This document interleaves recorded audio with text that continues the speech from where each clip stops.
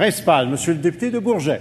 Monsieur le Président, bien malgré eux et sans recours, des milliers de Québécois verront leurs points Air Miles accumulés depuis des années expirer à la fin de cette année, ce en raison d'une décision unilatérale de la dite compagnie.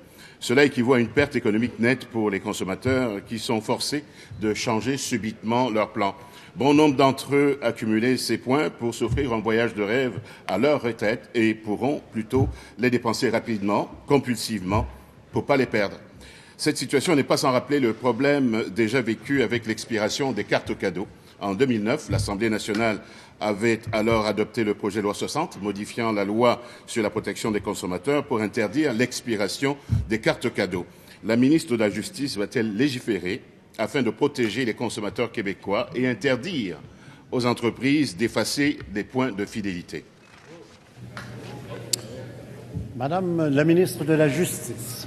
Monsieur le Président, actuellement, la loi sur la protection du consommateur n'encadre pas spécifiquement les programmes de points de récompense. Alors, c'est une situation.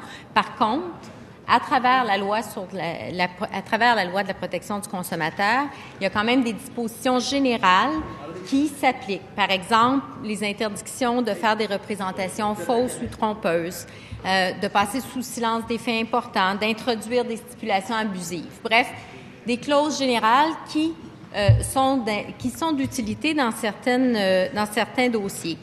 Maintenant, dans le contexte Air Miles, il est important de rappeler qu'actuellement, et depuis 2 ans, depuis les 2 dernières années, il n'y a que 14 plaintes portées à l'attention de l'Office de la protection du consommateur. Une seule portait sur le contrat, le paiement, l'annulation, les modifications, l'interprétation. 9 quant à la non-conformité du produit livré et seulement 4 pour pratiques loyeuses et déloyales. Maintenant, déloyales. Maintenant, c'est une situation que l'Office regarde de près et... Première complémentaire, Monsieur le député. S'il vous plaît, Monsieur le député de Bourget. Monsieur le Président, le Parti québécois demande de légiférer là-dessus afin de protéger les consommateurs qui sont des hommes, des femmes, vous et moi d'ailleurs. Si d'aventure la ministre était ouverte à cette proposition, l'opposition officielle est prête à collaborer dans ce sens-là. Madame la ministre de la Justice.